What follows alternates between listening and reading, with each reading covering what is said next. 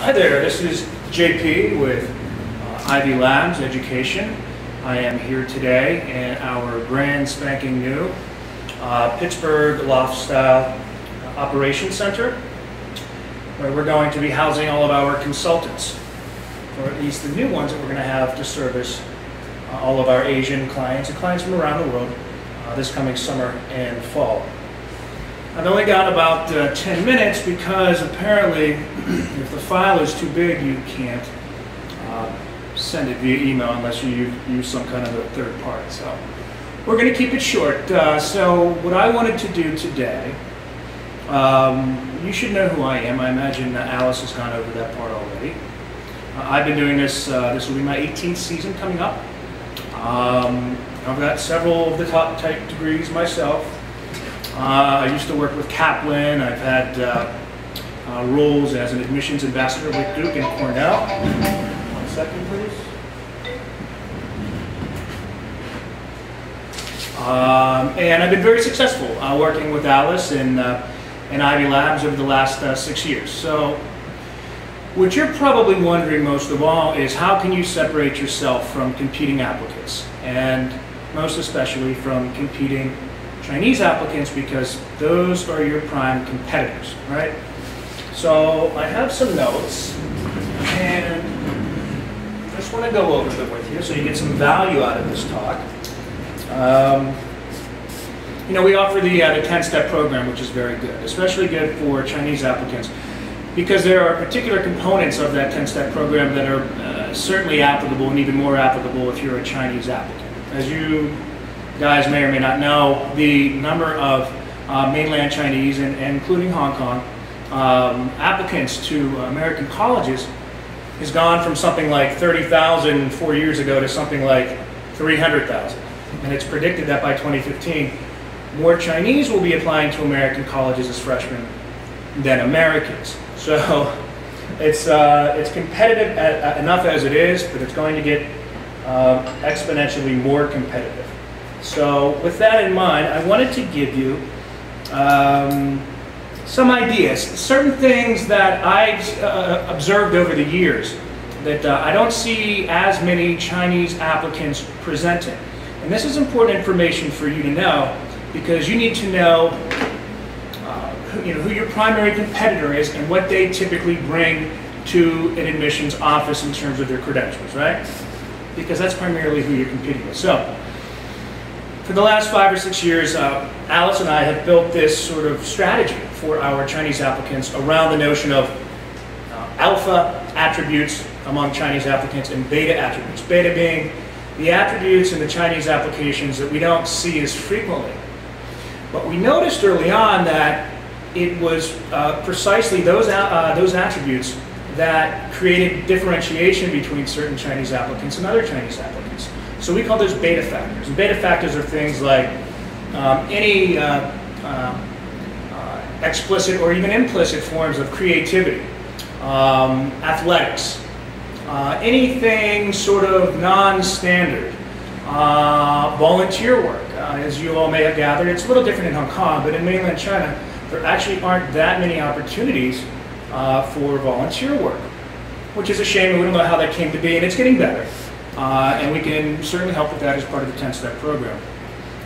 But things like volunteer work, very important to American college admissions boards, because it's indicative of character and a commitment to society and bettering one's overall community. Very important. Your course selection is very important. Yes, you want to make sure that you have the standard math and science, so you want to hit on the alpha type Chinese course list. But you want to add some beta courses in there, photography, right, creative writing, something like that. Something that you don't see a lot of Chinese applicants take, because, again, the goal here is to differentiate yourselves from other competing Chinese applicants. So your volunteer work. Courses should be a little beta, right? Mix them up a little bit. Make sure your writing skills are strong.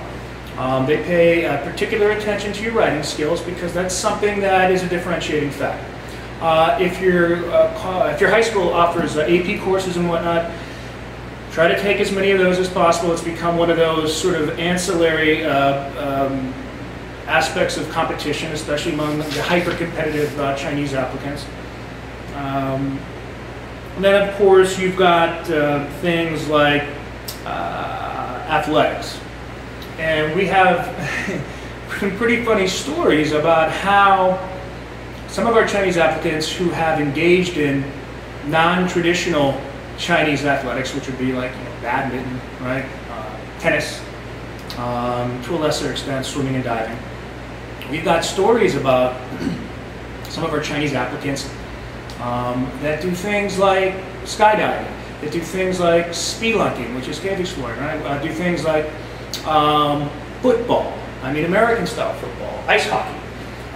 This is not to suggest that these are things that you have to do, but again, anything that's sort of non-standard, if you're looking at the different things that you can pursue to help differentiate yourself in your application, those are the kinds of activities. In order to determine what is a standard and non-standard activity or course, just all you have to do is really just look around you and see what your prime competitors are doing, and those are the people sitting right next to you. Essays are basically how and why I got into this business. Among my 5 degrees, I'm still most proud of my writing degree, the creative writing degree, which is one of the top departments for creative writing in the country at Pitt, University of Pittsburgh, which is right down the street, as is Carnegie Mellon. It's also a very good school. And I got started in helping people online with their essays quite a while ago, and that's how I also joined Kaplan in New York City and led up their consulting center at 16 Cooper Square in Manhattan, a long time ago. I got into it because it was an outlet for me to continue to express myself creatively and get paid for it. So what you need to know about how you write your essays. Sort of the first thing that you have to come to grips with is something that's going to hit you hard. And that is this. There's no such thing as a perfect essay. In the quest to create a perfect essay, you're automatically alienating some portion of the reading audience that you're trying to hook. That's just common mathematics. And this strikes some Asians as difficult to comprehend because there's always a quest for perfection among the Asians, and especially the Chinese. So that's understandable. But the goal is not to create a perfect essay because it's unattainable. And so what you want to do, we're talking about something like the main Common App essay, right? You've got a limited amount of space. Topics should not be something, your topic should not be unique in general, because there is no such thing. Think about it. How many applicants over the years have written a personal statement for college admissions? Millions, right? For one to think that they can create a generally or categorically unique essay is just nonsensical. It can't happen, right? The goal is to create an essay that is uniquely you, because there's only one you. And so the topic that you choose should allow you to express yourself in a way where you can be showing something that is uniquely you. Definitely something that you don't want to do, and this is something that especially some of my parents of the clients, that they refuse to accept sometimes until you talk to them. An essay is also not supposed to be sort of a laundry list, right, of your accomplishments. It's not supposed to be a trophy list, because those are all items that can be ascertained elsewhere in your application.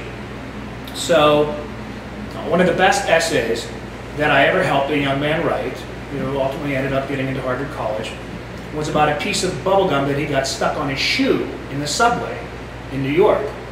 And it was a beautiful essay, right? You say, oh my God, I've got to do something like that. You see how unique that is? No, it was unique not because no one had written before about getting gum stuck on their shoe. Well, someone may have. But it was unique to him because through that context, he could express feelings and outlooks and perspectives on the world that were uniquely his. So when you're thinking about your topic for your main essay, try to think along those lines. Don't make it too complicated. Also, another sort of error that I'm seeing more often these days is sort of a desire among some of my applicants to create an essay that is, I guess, from a structural perspective, different, meaning that how it's formed, simply how it's formatted on a page. So you'll see essays that are written, you know, like this, or they make a squiggly line, or they make some sort of, you know, exotic shape. You don't want to do that because it's not a good idea. So in the quest to be creative, you don't be too creative.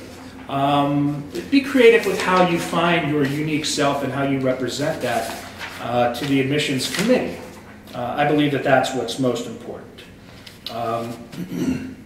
Never go over the word or space limit. This is a fundamental problem that I've encountered with students of all nationalities for almost 2 decades.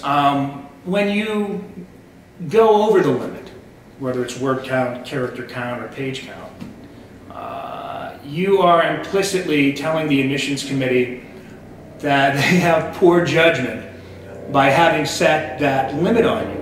And that, of course, does not reflect well on the applicants. So, you know the box, or the corral, in which you have to run as a horse, and then when you're in that corral, look under the stones and find a story that is uniquely you, that expresses what is uniquely you. And that's really all you're trying to accomplish with your essay. You're going to write a ton of essays. You're going to write the short essay, activity essay for the Common App. You're going to answer the why this college, why do you want to go to Duke, why do you want to go to Harvard, why do you want to go to Michigan in the supplemental application. So there's a lot of work ahead of you. The good news is that if you choose to work with us, we believe that we are the best, and I think that our results prove that. And so I apologize for not being able to come to see you personally, but it is in good faith that I am building out this office so that we can serve you better moving forward. So I'm going to do the letterman. This is JP from Pittsburgh, signing off.